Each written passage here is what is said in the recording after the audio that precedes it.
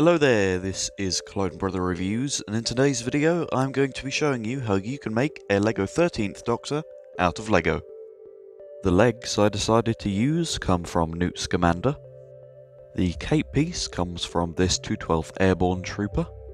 The torso comes from Tina Goldstein. The hood comes from Wild Style.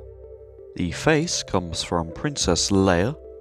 And finally, the hair comes from an old farm boy Luke.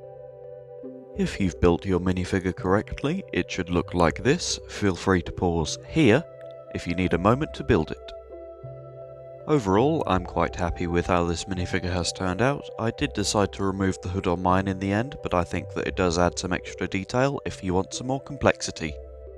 If you haven't already, you should subscribe and maybe like this video, as well as maybe leaving an idea if you want to see some customs in future. If you're still here, maybe check out some of my other Doctor Who videos. I will put that on the end screen for you.